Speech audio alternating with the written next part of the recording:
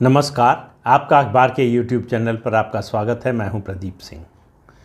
Congress party के वरिष्ठतम नेताओं में से एक गुलाम नबी आज़ाद, जो 35 साल तक महामंत्री रहे, कांग्रेस वर्किंग कमेटी के सदस्य लगभग 40 साल तक रहे, केंद्र में मंत्री रहे, राज्यसभा में पार्टी के जो है लीडर रहे और उसके अलावा जम्मू कश्मीर के मुख्यमंत्री भी रहे। इतने पदों पर रहने के बाद कांग्रेस पार्टी में 50 साल अपने जीवन के लगाने के बाद उन्होंने कांग्रेस पार्टी से इस्तीफ़ा दे दिया। कांग्रेस पार्टी से वो इस्तीफ़ा दे देंगे या कांग्रेस पार्टी से दूर जा रहे हैं, ये पिछले 2 साल से बड़ा स्पष्ट रूप से दिखाई दे रहा था। G23 वाली चिट्ठी गई थी, तब से ही लग रहा था, जब उन्होंने मांग की कि कोई विजिबल और होल टाइम प्रेसिडेंट चाहिए, फुल टाइम प्रेसिडेंट चाहिए। उसके बाद से ही लग रहा था कि गांधी परिवार और उनके बीच में और उनके साथियों के बीच में एक दरार आ गई है। और उसका कारण मोटे तौर पर तो सबको पता चल रहा था कि क्या हो रहा है, सबको दिखाई दे रहा था कांग्रेस में क्या हो रहा है, सिर्फ गांधी परिवार को नहीं दिख रहा था। लेकिन उन्होंने इस्तीफ़ा दे दिया, ये बड़ी खबर नहीं है।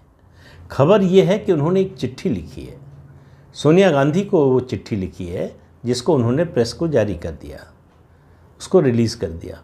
उस चिट्ठी में जिस तरह की बात राहुल गांधी के बारे में लिखी गई है, अगर राहुल गांधी में थोड़ा भी आत्मसम्मान होगा तो उन्हें सक्रिय राजनीति से रिटायर हो जाना चाहिए। उन्होंने कहा कि राहुल गांधी बचकाना बातें करते हैं और सोनिया गांधी से कहा कि जब जनवरी 2013 में जयपुर अधिवेशन में आपने उनको नेशनल वाइस प्रेसिडेंट बनाया, तब से कांग्रेस पार्टी की चाल ढाल बदल गई। उन्होंने कहा पहला काम उन्होंने ये किया कि जो कंसल्टेशन का मैकेनिज्म था पार्टी में, उसको ख़त्म कर दिया। और इससे बड़ी बात, उन्होंने कहा कि आप केवल नाम की अध्यक्ष हैं, असली फैसले सारे कांग्रेस पार्टी के बारे में राहुल गांधी लेते हैं। यहाँ तक रुक जाते तो शायद गनीमत थी। उन्होंने कहा राहुल गांधी लेते हैं, उनका पीए लेता है और उनके गार्ड पार्टी के फैसले लेते हैं। इससे बड़ा इंडिक्टमेंट क्या होगा। उन्होंने कहा कि राहुल गांधी ने जिस दिन सार्वजनिक रूप से प्रेस कॉन्फ्रेंस में ऑर्डिनेंस का जो ड्राफ्ट था उसको फाड़ा, ऑर्डिनेंस की कॉपी फाड़ी, उससे ज़्यादा पार्टी की सरकार की बेइज्जती नहीं हो सकती, अपमान नहीं हो सकता। उन्होंने इस अपने काम के जरिए पूरी पार्टी की प्रतिष्ठा गिराई, प्रधानमंत्री पद की गरिमा गिराई, कैबिनेट की गरिमा गिराई, क्योंकि वो प्रस्ताव कांग्रेस वर्किंग कमेटी से पास हुआ था, कैबिनेट से पास हुआ था, फिर पार्लियामेंट से पास हुआ था और फिर राष्ट्रपति ने इसको मंजूरी दी थी। उसके बाद उनका इस तरह का व्यवहार, उसने पार्टी की प्रतिष्ठा को बहुत ठेस पहुंचाई। उन्होंने कहा कि पार्टी आजकल एक इनएक्सपीरियंस्ड और साइकोफेंट्स की कोठरी है, वो चला रही है। उनके कहने से पार्टी के जितने वरिष्ठ नेता हैं, जो अनुभवी नेता हैं, उनका अपमान किया जाता है, उनको किनारे लगाया जाता है और ये सिलसिला लगातार चल रहा है। तो उन्होंने कहा कि एक कमेटी बनी थी, मैंने आपसे 2013 में लोकसभा चुनाव के पहले, 2014 के लोकसभा चुनाव से पहले एक प्रपोज़ल दिया था कि ये कदम उठाए जाने चाहिए कांग्रेस को मजबूत करने के लिए लोकसभा चुनाव से पहले। उस पर कोई काम नहीं हुआ और आज तक नहीं हुआ। इसके अलावा उन्होंने उनको याद दिलाया कि 1998 में पंचमढ़ी सम्मेलन हुआ था, उसके अलावा 2003 में शिमला सम्मेलन हुआ, उसके बाद हुआ। उन सब की रिकमेंडेशंस में से एक भी रिकमेंडेशन को माना नहीं गया, इन पर कोई कार्रवाई नहीं हुई, पार्टी को मजबूत करने के लिए कोई कदम नहीं उठाया गया। उन्होंने कहा कि हमारे साथियों ने, नाम नहीं लिया G23 का, उन्होंने कहा हमारे साथियों ने एक पत्र लिखा आपको कि कैसे पार्टी में सुधार होना चाहिए, क्या कदम उठाए जाने चाहिए। उसके बाद हम लोगों पर हमला हुआ, कांग्रेस की एक्सटेंडेड वर्किंग कमेटी बुलाई गई, उसमें अपमान किया गया हम लोगों का। जिस तरह की भाषा का इस्तेमाल किया राहुल गांधी ने, वो अशोभनीय थी। इसके अलावा कपिल सिब्बल के घर पर हमला कराया गया और इतने पर ही नहीं रुके गुलाम नबी आज़ाद। उन्होंने कहा अभी हाल ही में जम्मू कश्मीर में मेरी शव यात्रा निकाली गई और जिन लोगों ने ये काम किया उनके खिलाफ एक्शन लेने की बजाय एक राष्ट्रीय महामंत्री और राहुल गांधी ने उनका स्वागत किया। तो ऐसे में पार्टी में काम करना संभव नहीं है।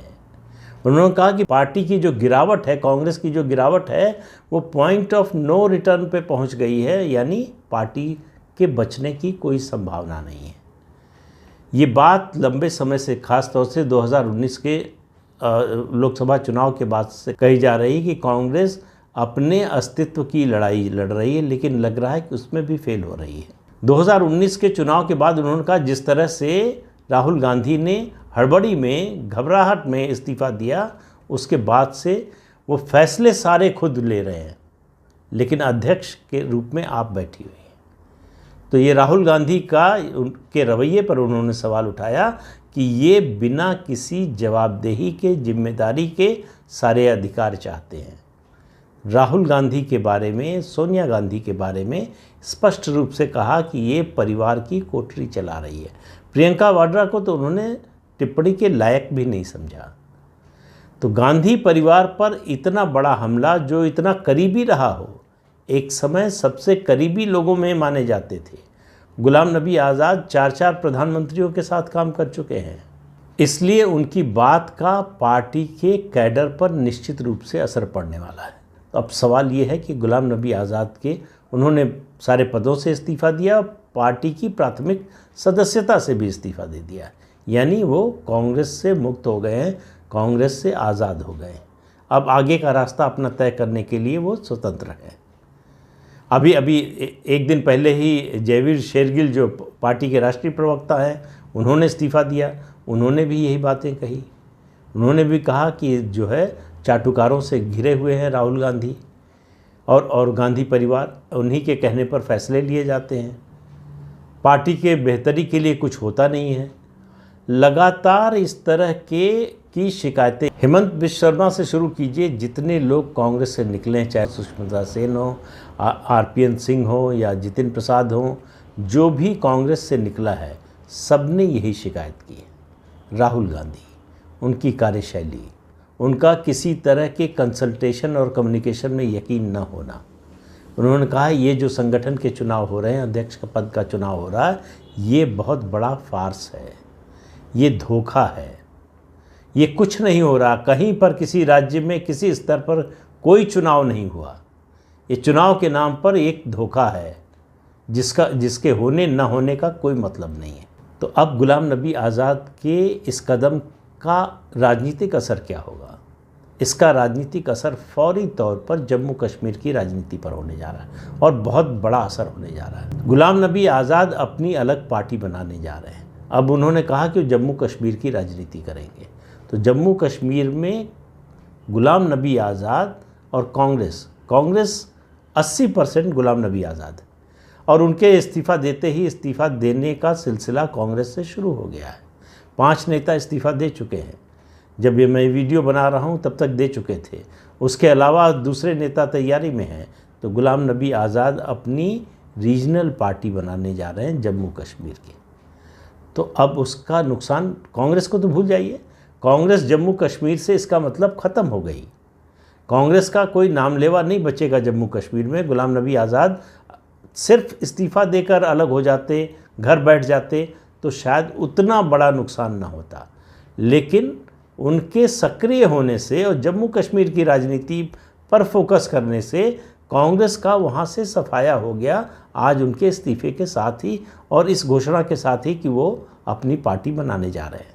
अब इसका सबसे बड़ा नुकसान जो है वो गुपकार गुट पर होने जा रहा है, और उसमें भी नेशनल कॉन्फ्रेंस और पीडीपी पर। उनके लिए जो है घाटी में एक चैलेंजर आ गया। बीजेपी इनके सामने घाटी में, कश्मीर घाटी में चुनौती नहीं थी। बीजेपी की सारी चुनौती जम्मू तक सीमित थी। गुलाम नबी आज़ाद के पार्टी बनाते ही घाटी में एक स्ट्रांग चैलेंजर, जो प्रदेश का मुखिया रह चुका, प्रदेश अध्यक्ष रह चुका, मुख्यमंत्री रह चुका, जिसको जम्मू कश्मीर में घर घर में जाना जाता है, जो हाउस होल्ड नेम जिसको कहते हैं, वो है गुलाम नबी आज़ाद जम्मू कश्मीर के लिए।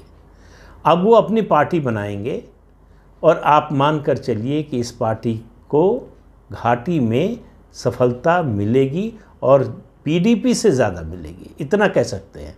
नंबर 1 होगी, नंबर 2 होगी, नंबर 3 होगी, इस सब में नहीं जा रहा हूँ, इतना कह सकता हूँ। और इसका सबसे ज़्यादा नुकसान होगा नेशनल कॉन्फ्रेंस को, कि अभी तक मुस्लिम वोटों में बंटवारा करने वाला कोई नहीं था। गुलाम नबी आज़ाद के आने से घाटी में मुस्लिम वोटों का बंटवारा तय मान लीजिए, और उसका नुकसान सबसे ज़्यादा होगा नेशनल कॉन्फ्रेंस को। तो जो ट्रेडिशनल पार्टियां हैं जम्मू कश्मीर की, ख़ास तौर से 2 परिवार की जो पार्टियां हैं, अब्दुल्ला और मुफ्ती परिवार की, उनको मैंने पिछले वीडियो में भी कहा था कि उनकी राजनीति के, परिवारवादी राजनीति के खात्मे की शुरुआत होने जा रही है। तो अब मैं कह रहा हूं कि अब जब भी जम्मू कश्मीर में चुनाव होगा विधानसभा का, उनकी राजनीति का खात्मा होने वाला है। राजनीति में कोई पार्टी या कोई नेता ख़त्म नहीं होता पूरी तरह से, लेकिन अगर वो प्रासंगिक न रह जाए, अगर वो मुख्य धारा में न रह जाए, हाशिए पर चला जाए, तो उसके होने न होने से राजनीति पर, उस प्रदेश की या देश की, अगर नेशनल पार्टी है तो देश की, अगर रीजनल पार्टी है तो प्रदेश की राजनीति पर कोई असर नहीं पड़ता। इसलिए कहने जा रहा हूँ, जम्मू कश्मीर की राजनीति में आमूल परिवर्तन होने जा रहा है। वहाँ जो प्लेयर्स अब नए उभर कर आने वाले हैं, उनमें जम्मू से बीजेपी सबसे मजबूत पार्टी के रूप में, गुलाम नबी आज़ाद की जो भी पार्टी बनेगी, उसका जो भी नाम बने रखा जाए, अपनी पार्टी अल्ताफ़ बुखारी की, उसके अलावा जम्मू कश्मीर पीपल्स कॉन्फ्रेंस, ये 4 पार्टियां मुख्य रूप से होंगी। इसके अलावा नेशनल कॉन्फ्रेंस। पीडीपी को मुझे लगता है कि अभी से भूल जाना चाहिए। पीडीपी का जनाधार लगातार खिसक रहा है। जब बीजेपी ने गठबंधन तोड़ा था, उसके बाद से जिस तरह से अलगाववादियों के खिलाफ, आतंकवादियों के खिलाफ, पाकिस्तान समर्थित जो भी लोग हैं, जो संस्थाएं हैं, उनके खिलाफ कार्रवाई हुई है, उस सब को देखते हुए पीडीपी का अब वो जनाधार बचा नहीं। उनका जनाधार ही मुख्य रूप से पाकिस्तान और अलगाववादी समर्थकों के बीच में था। वो पूरी तरह से ध्वस्त हो चुका है, वो पूरा तंत्र ध्वस्त हो चुका है। उसके फिर से उठ खड़े होने की कोई दूर दूर तक संभावना नहीं। ऐसे में गुलाम नबी आज़ाद का एक रीजनल पार्टी बनाकर चुनाव में उतरने का फैसला जम्मू कश्मीर की राजनीति में बड़ा बदलाव लाएगा। और पिछले दिनों जिस तरह से नज़दीकी बढ़ी है प्रधानमंत्री और गुलाम नबी आज़ाद के बीच में, उनके विदाई भाषण में जिस तरह से गुलाम नबी आज़ाद ने अटल जी की तारीफ़ की, प्रधानमंत्री की तारीफ़ की, उसके बाद प्रधानमंत्री ने उनकी जो तारीफ़ की, वो सब एक क्षणिक भावनात्मक क्षण नहीं था।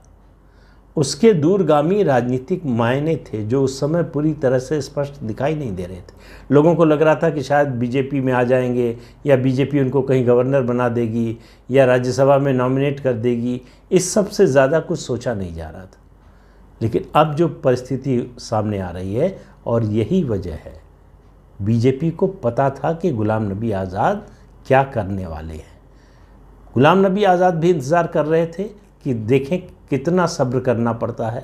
जब सब्र की इंतहा हो गई तो उन्होंने घोषणा कर दी।